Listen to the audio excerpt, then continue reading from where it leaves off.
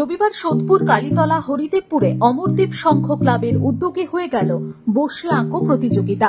প্রতি বছরের ন্যায় এবছরও অমরদীপ সংঘের উদ্যোগে এই বসে আঁকো প্রতিযোগিতার আয়োজন করা হয়।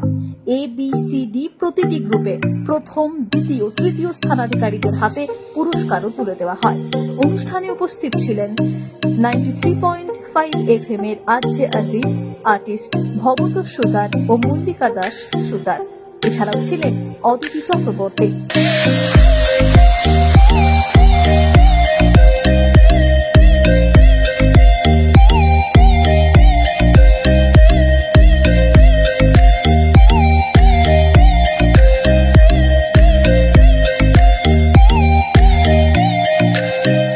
অমরদীপ সংঘ আমাদের অঞ্চলের খুব পুরনো প্রতিষ্ঠান এবং এই যে আজকে এত বাচ্চাদের নিয়ে বসে আঁকো প্রতিযোগিতা করছে, তার ব্যবস্থা করেছে, এটা শুধু এই বছরের না, বিগত বেশ কয়েক বছর ধরেই এই এতজন বাচ্চাদের নিয়ে তারা সফলভাবে এই কর্মসূচি বাস্তবায়ন করে।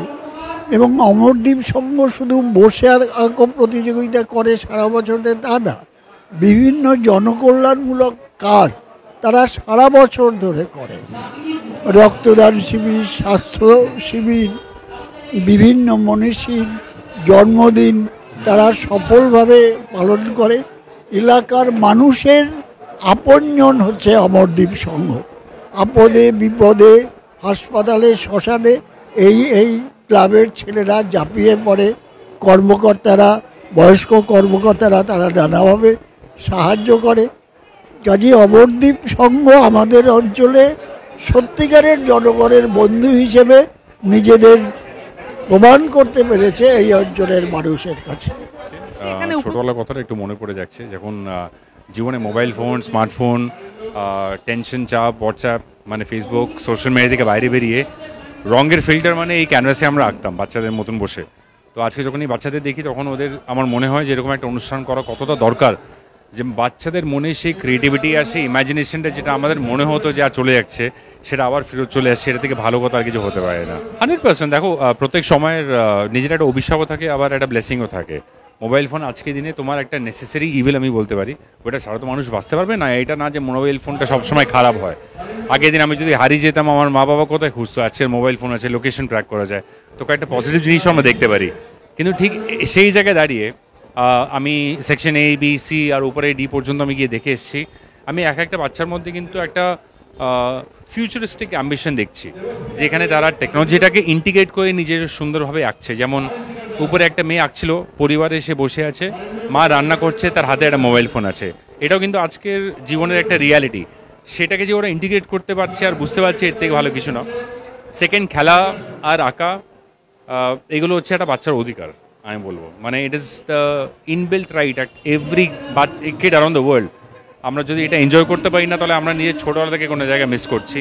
এবং thanks to all the parents, club members এরকম একটা ফাংশন অর্গানাইজ করা। এই একটা সানডে একটা রিমাইন্ডার যে কতটা আনন্দ পাচ্ছি। এই যে তোমরা লাস্ট 5 মিনিট ধরে, মানে আমার সাথেই 5 মিনিট ধরে কথা বলছো, কিন্তু তোমরা যে কাভারটা করছো, দেখছি একটা বাচ্চা হাতে কিন্তু মোবাইল ফোন নেই, একটা বাচ্চা হাতে কিন্তু কোনো ফিল্টার নেই। সে নিজের মাথার ইমাজিনেশনটা ইউজ করে এখানে পেইন্ট করছে, আঁকছে। আর এরকম একটা ফাংশন তার জন্য খুব ইম্পর্ট্যান্ট আর খুব দরকার, রিমাইন্ড করার জন্য যে টেকনোলজি বাইরে একটা দুনিয়া এক্সিস্ট করতে পারে। এরকম ক্লাবই একটা ক্লাবের মানে কি হলো, ক্লাব হচ্ছে আপনার 3-4 জন মানুষ যখন সবাই এক হয়ে যায়, ঠিক আছে। প্রত্যেক ক্লাবের একটা পরিভাষা একই, তো সেটা এখানে হোক বা কোনো একটা জায়গা, এবং 3-4 জন যদি এক হয়ে চলে আসে, আড্ডা মারার জন্য তো নিশ্চয়ই আসে না। তারা এক হয়, একজন একটা স্কিল সেট নিয়ে আসে, আরেকজন একটা স্কিল সেট নিয়ে আসে, আরেকজন একটা নেটওয়ার্ক নিয়ে আসে, আরেকজন আরেকটা প্রতিভা ট্যালেন্ট নিয়ে আসে। 4 জন মিলে আর যদি 400 জন হয়ে যায়, এই 400 জন আবার নিজের প্রতিভা ট্যালেন্ট সব কিছু নিয়ে আসলো। তো এক একটা ক্লাবের দায়িত্ব হচ্ছে যে তারা সামাজিক কল্যাণের জন্য কি কাজ করতে পারে, সবচেয়ে ইম্পর্টেন্ট। এটা স্বাভাবিক, এটা কমন সেন্সের ব্যাপার। নিজের জন্য করার থেকে বেশি অন্যদের জন্য বেঁচে থাকা, সেটাই তো জীবন। আর আজকে আমি বলছি, ক্লাবের আমি তো অ্যাক্টিভিটির সাথে জড়িত আছি, সেটা বয়স্ক মানুষদের সাথে হোক, না বাচ্চাদের সাথে হোক, না পুজো অর্গানাইজ করা হোক, বা একটা সোশ্যাল মেসেজ, একটা জাগরণ, একটা মানে চেতনা জাগরণ করা হোক, এভরিওয়্যার মানে তারা কিন্তু একদম ফোরফ্রন্টে থেকেছে। এবং একটা ক্লাবের পরিভাষা এটাই যে দেখুন আজকে ক্লাব মেম্বার্সরা এখানে কাজ করছে, তাদের ওয়াইফ, তাদের মিসেস, তাদের মেয়েরা কিন্তু উপরে ভলেন্টিয়ারের মতন কাজ করছে। অর্গানাইজিং কমিটি এখানে চা কফি প্যারেন্টসে ডিস্ট্রিবিউট করছে, একটা একটা কমিউনিটি ফিলিং তৈরি হচ্ছে। এবং এখানে যে ইয়াংস্টার্সরা দেখছে তারা কিন্তু দেখছে এই ক্লাবের মানে বড় মানুষরা, বয়স্করা মানুষরা এরকম পরিবারের কি কোনো অনুষ্ঠান বলা যেতে পারে? পরিবারের অনুষ্ঠান, কমিউনিটির অনুষ্ঠান। একটা সানডে যখন ইন্ডিয়া নিউজিল্যান্ডের খেলাও চলছে, বাড়ি থেকে যে বেরিয়ে নেটফ্লিক্স আর অ্যামাজনের খেলাটা না দেখে এখানে সুন্দরভাবে আনন্দ এনজয় করতে এসছে, এইটাই হচ্ছে আসল আনন্দ, এটাই বলতে চাইছি। দেখুন, এটা আমাদের মানে আজকে কত 10 বছর বোধহয় চলছে। বাচ্চাদের জন্য অনুষ্ঠান, এবং টোটাল অনুষ্ঠানটা আমি প্রেসিডেন্ট, আমি দায়িত্ব পালন করি না। এই টোটাল অনুষ্ঠানটা দায়িত্ব পালন করার জন্য আমরা ধনঞ্জয় সাহুকে দায়িত্ব দিই। জন সাহু দাঁড়িয়ে আছে, ও আপনাকে ডিটেলস সমস্তটা বলতে পারবে, কেন ওর দায়িত্বে এত বছর ধরে চলছে।